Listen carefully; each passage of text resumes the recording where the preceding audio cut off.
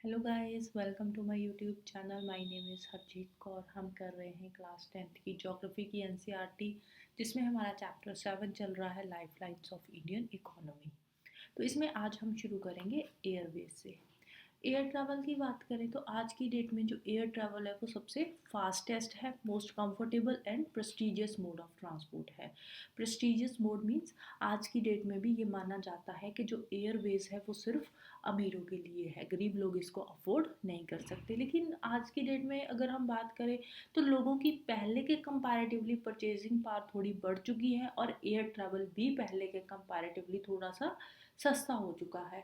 तो आजकल आम लोग जो है वो ट्रैवल कर सकते हैं, ठीक है। कुछ लोग, मतलब पहले के कंपैरेटिवली आज की डेट में ज़्यादा लोग एयर के थ्रू ट्रैवल करते हैं। एयरवेज के थ्रू हम डिफ़िकल्ट ट्रेन्स में जा सकते हैं, लाइक कोई हाई माउंटेन्स वाला एरिया हो गया, वहाँ पे हम पहुँच सकते हैं एयर ट्रैवल के थ्रू। डेजर्ट्स तक हम पहुँच सकते हैं, डेंस फॉरेस्ट वाला एरिया हो गया, वहाँ पे भी हम एयर ट्रैवल के थ्रू पहुँच सकते हैं। लॉन्ग ओशियनिक स्ट्रेचेस हो गए, लाइक यहाँ पे इंडिया है और यहाँ पे लक्षद्वीप है, किसी ने लक्षद्वीप घूमने जाना है तो एयर ट्रैवल के थ्रू वो इजीली लक्षद्वीप पहुँच सकता है। इसके अलावा वाटरवेज के थ्रू भी पहुंच सकता है, लेकिन उसमें टाइम बहुत ज़्यादा लगता है, तो एयरवेज के थ्रू जाना थोड़ा आसान हो जाता है। नॉर्थ ईस्टर्न पार्ट की बात करें तो नॉर्थ ईस्टर्न पार्ट में बहुत बड़ी बड़ी रिवर्स है, लाइक ब्रह्मपुत्रा हो गई, बहुत डाइसेक्टेड रिलीफ फीचर्स है, डेंस फॉरेस्ट भी है वहाँ पे। तो वहाँ पे एयर ट्रैवल के थ्रू ट्रैवल करना आसान हो जाता है। वहाँ पे फ्रीक्वेंटली फ्लड्स वगैरह आते रहते हैं, तो फ्लड्स के टाइम पे वहाँ पे एयर ट्रांसपोर्ट के बिना वहाँ पे हेल्प पहुँचाना मुश्किल हो जाता है। इसके अलावा अगर हम बात करें, जैसे ये इंडिया है, तो यहाँ पे अगर कोई बंदा यहाँ वेस्ट बंगाल में बैठा है और उसने यहाँ त्रिपुरा में जाना है, तो वो अगर एयर ट्रांसपोर्ट के थ्रू जाएगा तो वो डायरेक्टली यहाँ से फ्लाइट पकड़ेगा और यहाँ पहुँच जाएगा। अगर वो लैंड रूट के थ्रू जाएगा तो वो पूरा ऐसे ऊपर से घूम कर उसको जाना पड़ेगा, असम होकर, फिर वो त्रिपुरा पहुँचेगा। तो एयर ट्रांसपोर्ट के थ्रू नॉर्थ ईस्ट इंडिया में ट्रैवल करना ईजी हो जाता है, राइट। इसके अलावा एयर ट्रांसपोर्ट की अगर हम बात करें तो एयर ट्रांसपोर्ट नेशनलाइज हुआ था 1953 में। इसमें उस टाइम पे बहुत सारी एयरलाइंस आई थी, जिसमें से एक थी एयर इंडिया। जो एयर इंडिया एयरलाइन है, ये डोमेस्टिक फ़्लाइट्स भी प्रोवाइड करती है और इंटरनेशनल फ़्लाइट्स भी प्रोवाइड करती है। इसके अलावा पवन हंस हेलीकॉप्टर लिमिटेड, ये हेलीकॉप्टर सर्विसेज प्रोवाइड करता है oil and natural gas corporation को ऑफ शोर ऑपरेशंस में। ऑफ शोर ऑपरेशंस का मतलब क्या हो गया कि जैसे ये इंडिया है, यहाँ पे मुंबई है, महाराष्ट्र आ गया ये वाला पार्ट। तो महाराष्ट्र में जो बॉम्बे आई है ना, तो वो यहाँ से हटकर है, ऑफ शोर है। तो वहाँ तक पहुँचने के लिए जो हेलीकॉप्टर सर्विसेज है वो Pawan Hans helicopter limited provide करवाता है। इसके अलावा नॉर्थ ईस्टर्न स्टेट में जम्मू कश्मीर, हिमाचल, उत्तराखंड के इंटीरियर पार्ट्स तक पहुँचने के लिए भी Pawan Hans helicopter limited helicopters provide करवाता है। आज की डेट में वैसे एयर ट्रैवल जो है वो कॉमन पीपल की रीच में नहीं है। कॉमन पीपल, अब देखो, कुछ लोग एयर ट्रैवल के थ्रू जा सकते हैं, लेकिन कुछ जैसे डेली वेजेस की हम बात करें तो वो जो है, अब उनकी इतनी ज़्यादा सैलरी वेजेस नहीं होती कि वो एयर ट्रैवल के थ्रू ट्रैवल कर सके। इसीलिए जो एयर ट्रैवल है वो अभी भी पहले से महंगा है, अभी भी एयर ट्रैवल महंगा है बाकी के जो मोड्स ऑफ ट्रांसपोर्ट है उसके कंपैरेटिवली। पहले की बात नहीं करेंगे, जो बाकी के मोड्स ऑफ ट्रांसपोर्ट है उसके कंपैरेटिवली एयर ट्रैवल अभी भी महंगा है। जो डेली वेज पीपल है वो एयर ट्रैवल को जो प्रेफर नहीं कर सकते, क्योंकि वो क्या है, अब देखो कोई बिहार से है, वो पंजाब आ रहा है मजदूरी करने के लिए, तो वो एयर ट्रैवल से के थ्रू आना उसके लिए पॉसिबल नहीं है, क्योंकि वो टिकट्स जो होती है ना एयर ट्रैवल की, अभी भी बहुत महंगी है। अभी भी 3-4 हज़ार की टिकट भी होएगी तो वो अफोर्ड नहीं कर पाएगा। लेकिन वहीं अगर हम ट्रेन की बात करें तो रेलवेज़ के थ्रू वो इजीली पहुंच पाएगा 300-400-500 रुपए में। तो इसीलिए जो कॉमन पीपल है उसकी रीच में अभी भी एयर ट्रैवल नहीं है। हाँ, लेकिन नॉर्थ ईस्टर्न पार्ट जो है इंडिया के नॉर्थ ईस्टर्न स्टेट्स में कुछ स्पेशल प्रोविजंस दिए गए हैं सो दैट कि वहाँ के जो कॉमन पीपल है वो एयर ट्रैवल की सर्विसेज को अफोर्ड कर पाए। नेक्स्ट, कम्युनिकेशन की बात करते हैं। जब से ह्यूमन धरती पे आया है तब से उसने अलग अलग मोड्स ऑफ कम्युनिकेशन यूज़ किए हैं, क्योंकि देखो बातचीत करनी है वो क्या होता है, कम्युनिकेशन। कम्युनिकेशन है क्या, कम्युनिकेशन वही तो है, आपस में हम जो अपने व्यूज़ एक्सचेंज करते हैं उसको बोलते हैं कम्युनिकेशन। आज की डेट में थोड़ा मॉडर्न टाइम हो गया, तो जो मोड्स ऑफ कम्युनिकेशन है वो बहुत ही रैपिड हो गया, हम फटाफट से बात कर लेते हैं एक दूसरे से मोबाइल फोन्स के थ्रू, राइट। जैसे लॉन्ग डिस्टेंस कम्युनिकेशन करना है तो लॉन्ग डिस्टेंस कम्युनिकेशन भी हम बिना फिजिकल मूवमेंट के इजीली कर सकते हैं। सपोज इंडिया में कोई बंदा बैठा है, उसका कोई रिलेटिव यूएस में है या इंग्लैंड में है या ऑस्ट्रेलिया में है, कहीं पे भी है, किसी दूसरी कंट्री में है, तो वो इजीली अपने घर पे बैठा मोबाइल फ़ोन के थ्रू उससे कम्युनिकेट कर सकता है। पर्सनल कम्युनिकेशन के अलावा मास कम्युनिकेशन आ जाता है, लाइक टेलीविज़न हो गया, रेडियो हो गया, प्रेस, फिल्म्स, जैसे बहुत सारे लोगों तक अपनी बात पहुंचानी है तो उसको बोलते हैं मास कम्युनिकेशन। ठीक है, कोई न्यूज़ है सारे लोगों को बतानी है तो वो कैसे बताएंगे, हम टेलीविज़न के थ्रू बताएंगे, रेडियो के थ्रू बताएंगे, या लोगों को कोई मैसेज देना है वो फिल्म्स के थ्रू हम मैसेजेस देंगे। तो इस तरह से इसको बोलते हैं मास कम्युनिकेशन। इसके अलावा इंडियन पोस्टल नेटवर्क वर्ल्ड का लार्जेस्ट नेटवर्क है। इसमें बहुत सारे पार्सल्स आते जाते हैं, cards and envelopes first class mail के थ्रू भेजे जाते हैं। अभी देखो ये वाली जो बातें हैं ना इस पैराग्राफ में लिखी है वो बहुत ही पुरानी है, ठीक है। अभी की डेट में अभी देखो मोबाइल फ़ोन्स आ गए, ईमेल्स आ गई, तो वहीं के थ्रू जो मैसेजेस वगैरह एक्सचेंज हो जाते हैं। पहले क्या होता था, पहले लेटर्स वगैरह भेजने पड़ते थे, ठीक है। आजकल तो जो मैगजीन वगैरह है वो भी ज़्यादातर बच्चे क्या करते हैं, ऑनलाइन सब्सक्रिप्शन ही ले लेते हैं, सॉफ्ट कॉपी उनको मिल जाती है तो वहीं से वो अपना जो मैगजीन वगैरह है वो रीड कर लेते हैं। लेकिन पहले ऐसा नहीं होता था, पहले फिजिकल कॉपी आती थी उसकी, ठीक है। तो इसमें कुछ ज़्यादा नहीं दिया हुआ, इसमें यही दिया हुआ है फर्स्ट क्लास मेल है, सेकंड क्लास मेल है।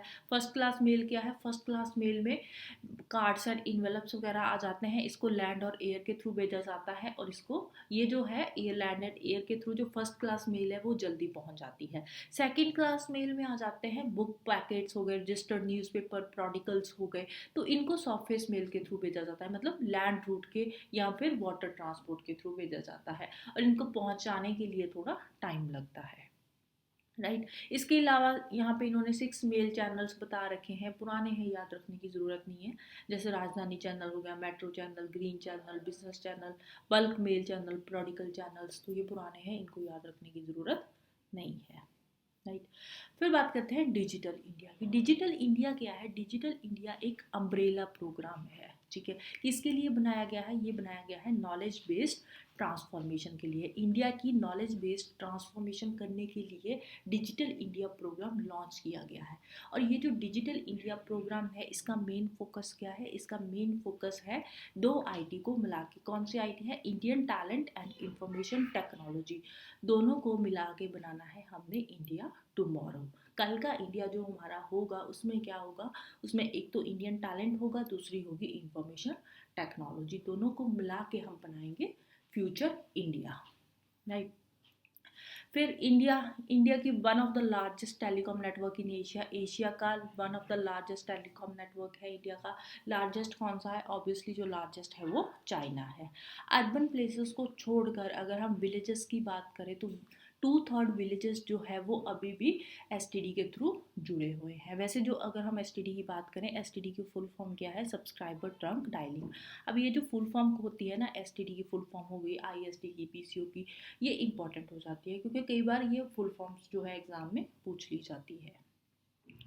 तो इंडिया के 2/3 विलेजेस जो है वो एसटीडी के थ्रू कवर कर दिए गए हैं। लेकिन अभी अगर हम बात करें तो मोबाइल फ़ोन्स आ गए हैं तो जो एसटीडी वर्ड है थोड़ा आउटडेटेड सा लगता है, लेकिन स्टिल अभी भी बहुत सारे एरियाज ऐसे हैं जहाँ पे एसटीडी जो है वो अच्छे से काम कर रही है। वहाँ पे अभी भी लोग एसटीडी पे जाते हैं और कॉल्स वगैरह करते हैं अपने रिलेटिव्स को, जो भी उनके जो रिलेटिव वगैरह है इधर उधर रहते हैं, किसी दूसरी कंट्री में या किसी दूसरी स्टेट में रहते हैं, तो उनसे बात करने के लिए वो एसटीडी की हेल्प लेते हैं। एसटीडी की जो फैसिलिटी है वो 24 आवर्स के लिए दी गई है, हर एक विलेज में कंट्री के 24 आवर्स के लिए दी गई है by the government of India. और इसके जो रेट्स है वो भी यूनिफॉर्म रेट्स है ऑल ओवर द इंडिया। अब ये जो एसटीडीज़ बनाई गई है या हम जो मोबाइल फ़ोन्स भी यूज़ कर रहे हैं, तो ये वाली जो टेक्नोलॉजी है ना, हमारी कम्युनिकेशन टेक्नोलॉजी, इसको डेवलप किया गया है स्पेस टेक्नोलॉजी के साथ जोड़कर। अब होता क्या है, सपोज़ यहाँ पे कोई बंदा खड़ा है, ये इससे बात करना चाहता है, एक यहाँ पे है, ठीक है, इससे बात करना चाहता है, ठीक है, काफ़ी दूर है मतलब दोनों। तो अब इसने कॉल करी इस बंदे को, अब जब ये कॉल करेगा ना, तो इसका जो फ़ोन का सिग्नल है वो सबसे पहले कहाँ पहुँचेगा, सैटेलाइट के पास पहुँचेगा, ठीक है, फिर ये सैटेलाइट के थ्रू इसका सिग्नल इस बंदे के पास पहुँचेगा, ठीक है। ऐसे ही सपोज कोई बंदा किसी यहाँ पे दूसरी कंट्री में बैठा है, तो फिर क्या होएगा, फिर इसका सिग्नल यहाँ पे सैटेलाइट तक पहुँचेगा। हो सकता है इस बंदा जो जिस एरिया में ये बंदा है यहाँ पे कोई और सैटेलाइट है, तो इस सैटेलाइट के थ्रू इसका सिग्नल यहाँ इस सैटेलाइट के पास पहुँचेगा, फिर इसके थ्रू इसका सिग्नल पहुँचेगा इस बंदे के पास, ठीक है। तो जो हमारी कम्युनिकेशन टेक्नोलॉजी है उसको स्पेस टेक्नोलॉजी के साथ जोड़कर डेवलप किया गया है। मास कम्युनिकेशन की बात करें तो मास कम्युनिकेशन के थ्रू लोगों का इंटरटेनमेंट किया जाता है, लोगों को अवेयर करवाया जाता है about various national programmes policies. अगर मास कम्युनिकेशन में देखें तो मास कम्युनिकेशन में रेडियो आ जाता है, टेलीविज़न, न्यूज़पेपर्स, मैगजीन्स, बुक्स, बहुत सारी फिल्म्स जो होती है उसके थ्रू लोगों के साथ मास कम्युनिकेशन किया जाता है, मतलब बहुत सारे लोगों के साथ बातें करी जाती है। बातें इन द सेंस कि लोगों को अवेयर कराया जाता है, जो गवर्नमेंट की पॉलिसीज़ है उनके बारे में लोगों को बताया जाता है, कोई इंपॉर्टेंट इन्फॉर्मेशन लोगों को देनी है तो वो न्यूज़पेपर के थ्रू दी जाती है, टेलीविजन्स के थ्रू दी जाती है या फिर रेडियो के थ्रू दी जाती है। All India radio Akashvani broadcast, तो ऑल इंडिया रेडियो पे भी बहुत सारे नेशनल लेवल पे प्रोग्राम्स चलते हैं, रीजनल लेवल पे, लोकल लैंग्वेज में भी इसमें जो प्रोग्राम्स वगैरह है वो आते हैं। बहुत सारे कैटेगरीज के लोगों के लिए प्रोग्राम्स अलग अलग लैंग्वेज में प्रोग्राम्स यहाँ पे ब्रॉडकास्ट किए जाते हैं।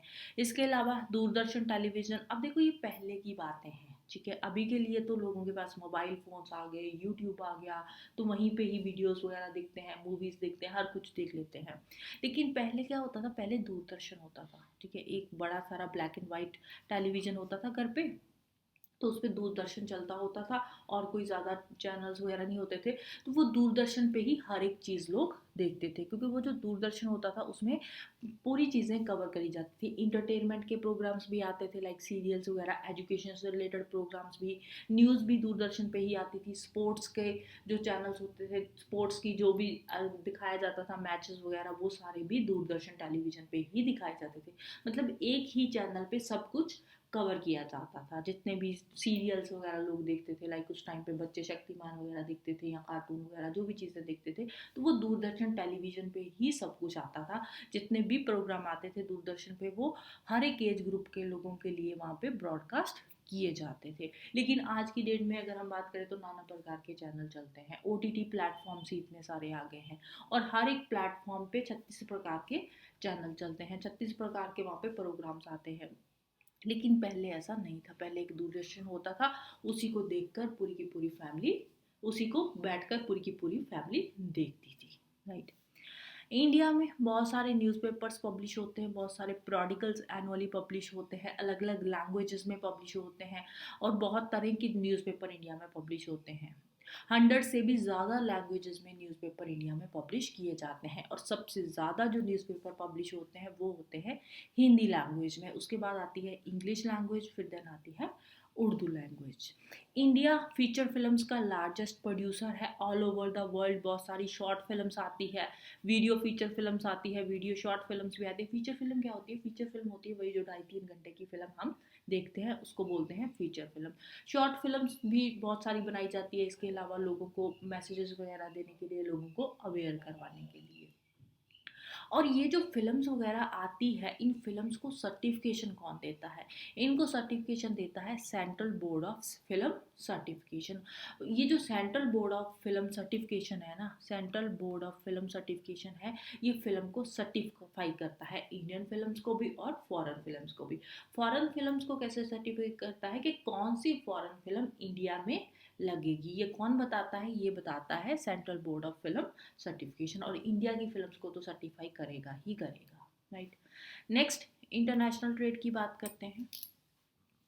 अब सबसे पहले बात आती है ट्रेड क्या होता है। ट्रेड होता है जो हम गुड्स एक्सचेंज करते हैं, लोगों के बीच में गुड्स एक्सचेंज हो रही है, कंट्री के अंदर विद इन द स्टेट्स जो चीज़ें एक्सचेंज हो रही है, तो उसको क्या बोलते हैं, उसको बोलते हैं ट्रेड।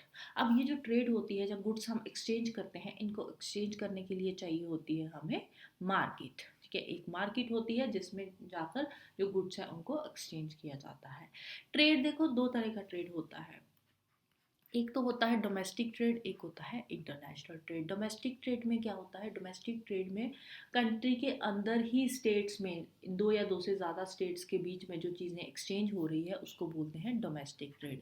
इंटरनेशनल ट्रेड में जो विद इन कंट्रीज चीज़ें एक्सचेंज होती है, गुड्स एक्सचेंज होती है, उसको बोलते हैं इंटरनेशनल ट्रेड। दो या दो से ज़्यादा कंट्रीज के बीच में जो ट्रेड होता है वो होता है इंटरनेशनल ट्रेड। इसके अलावा कुछ लोकल लेवल पे भी ट्रेड होता है, जैसे कि सिटीज़ के बीच में, टाउन्स में, विलेजेस में ट्रेड हो रहा है, विलेजेस में जो चीज़ें एक्सचेंज होती है, गुड्स एक्सचेंज होती है, उसको क्या बोलते हैं, लोकल ट्रेड। राइट, बेसिकली दो ही होता है, domestic trade and international trade. Right, और ये जो इंटरनेशनल ट्रेड होता है, इंटरनेशनल ट्रेड सी रूट के थ्रू भी होता है, एयर रूट के थ्रू भी होता है और लैंड रूट के थ्रू भी किया जाता है। अब देखो कोई कंट्री है वो पास में ही है, जैसे इंडिया की अगर हम बात करें तो इंडिया की जो नेबरिंग कंट्रीज़ है, पाकिस्तान हो गया, बांग्लादेश, नेपाल, भूटान, चाइना, तो इनके थ्रू हम लैंड रूट के थ्रू भी ट्रेड कर सकते हैं। अगर कोई कंट्री हमसे दूर है, मालदीव्स हो गया, तो वहाँ पे हम सी के थ्रू पहुँचेंगे, या यूरोपियन कंट्रीज़ होगी वहाँ पे हम कैसे पहुँचेंगे, सी के थ्रू पहुँचेंगे या एयर के थ्रू पहुँचेंगे। तो जो ट्रेड है वो सी के थ्रू भी होता है, एयर रूट के या फिर लैंड रूट के थ्रू भी किया जाता है। अब किसी भी कंट्री के इंटरनेशनल ट्रेड से पता किया जाता है उस कंट्री की इकोनॉमिक प्रॉस्पेरिटी, किसी कंट्री की इकोनॉमिक कंडीशन कैसी है वो पता किया जाता है उस कंट्री के इंटरनेशनल ट्रेड के बेसिस पे। अब रिसोर्सेज की बात करें तो अब ये जो रिसोर्सेज होते हैं वो कोई स्पेस बाउंड नहीं होते। अब किसी जगह पे कोई रिसोर्सेज है, किसी एक कंट्री में कोयला होगा, दूसरी कंट्री में आयरन ओर होएगी, किसी तीसरी कंट्री में गोल्ड रिजर्व्स होंगे। तो इस तरह से किसी एक ही कंट्री के अंदर सारी चीज़ें अवेलेबल नहीं होती, सारे के सारे रिसोर्सेज अवेलेबल नहीं होते। इसीलिए हर एक कंट्री को ट्रेड की ज़रूरत पड़ती है, इंटरनेशनल लेवल पे ट्रेड की ज़रूरत पड़ती है। ट्रेड के दो कंपोनेंट्स होते हैं, एक है एक्सपोर्ट और एक है इंपोर्ट। एक्सपोर्ट का मतलब चीज़ें हम बाहर भेज रहे हैं, इंपोर्ट का मतलब चीज़ें हम अपनी कंट्री के अंदर मंगवा रहे हैं। इंपोर्ट मीन्स आना, एक्सपोर्ट मीन्स जाना। ठीक है, इंपोर्ट चीज़ें आ रही है, एक्सपोर्ट चीज़ें जा रही है। एक्सपोर्ट में चीज़ें हम बाहर भेजते हैं, इंपोर्ट में चीज़ें हम कंट्री के अंदर मंगवाते हैं। ठीक है, फिर इसी में एक टर्म आती है balance of trade. Balance of trade क्या होता है, बैलेंस ऑफ ट्रेड होता है एक्सपोर्ट और इंपोर्ट के बीच का डिफरेंस।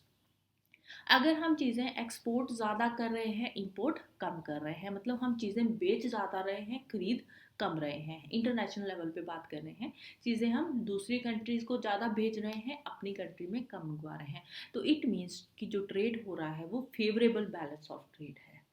दूसरी तरफ अगर हम इंपोर्ट ज़्यादा चीज़ें कर रहे हैं, हमारा इंपोर्ट बढ़ गया है, एक्सपोर्ट कम हो गए हैं, तो उस केस में जो ट्रेड होएगा वो हमारा अनफेवरेबल बैलेंस ऑफ ट्रेड होएगा। ठीक है, अनफेवरेबल में ऑब्वियसली सीधी सी बात है, अगर हम ज़्यादा चीज़ें खरीद रहे हैं, बेच कम रहे हैं, तो वो अनफेवरेबल हो जाएगा। अगर हम बेच ज़्यादा रहे हैं, खरीद कम रहे हैं, तो हम प्रॉफिट में रहेंगे, तो इसीलिए हमारा जो ट्रेड होगा वो भी फेवरेबल होएगा।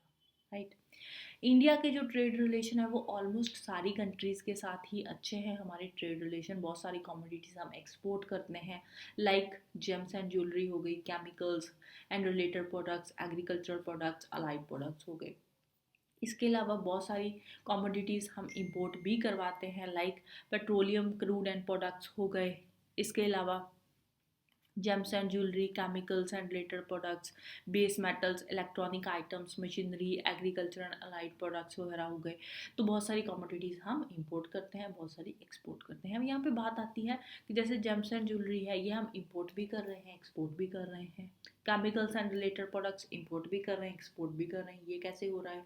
अब देखो, जैसे डायमंड है, तो डायमंड जो हम एक्सट्रैक्ट करेंगे, जो डायमंड होएगा, जो हम निकालेंगे, तो वो डायमंड क्या होएगा, डायमंड रॉ डायमंड होएगा। ठीक है, तो उस डायमंड को तराशना पड़ेगा पहले, उसके बाद वो एक हीरा बनेगा और उसके बाद उसकी ज्वेलरी बनेगी। ठीक है, तो हम क्या करते हैं, हम जो रॉ डायमंड होता है ना, रॉ डायमंड को हम एक्सपोर्ट कर देते हैं, और या फिर हम क्या करते हैं, रॉ डायमंड को हम इंपोर्ट कर लेते हैं, क्योंकि हमारे इंडिया में डायमंड है नहीं है, तो हम क्या करते हैं, रॉ डायमंड को हम इंपोर्ट कर लेते हैं, और जो फिनिश्ड प्रोडक्ट हम उसका बनाते हैं, रॉ डायमंड के जो ज्वेलरी बनाते हैं उसको हम एक्सपोर्ट कर देते हैं। ठीक है, इसी तरह से केमिकल्स में होता है। ठीक है, रॉ जो प्रोडक्ट्स हैं वो हम इंपोर्ट कर लेते हैं, और जो फिनिश्ड प्रोडक्ट्स होते हैं उसको हम एक्सपोर्ट कर देते हैं। अगर हमारे पास कोई रॉ मटेरियल किसी चीज़ का बहुत ज़्यादा है तो उस केस में हम रॉ मटेरियल को एक्सपोर्ट कर सकते हैं, और जो फिनिश्ड प्रोडक्ट होंगे उसको इंपोर्ट कर लेंगे। तो इस तरह से जो जेम्स एंड ज्वेलरी हो गए, केमिकल्स हो गए, ये एक्सपोर्ट इंपोर्ट दोनों में ही आ जाते हैं, क्योंकि एक चीज़ हम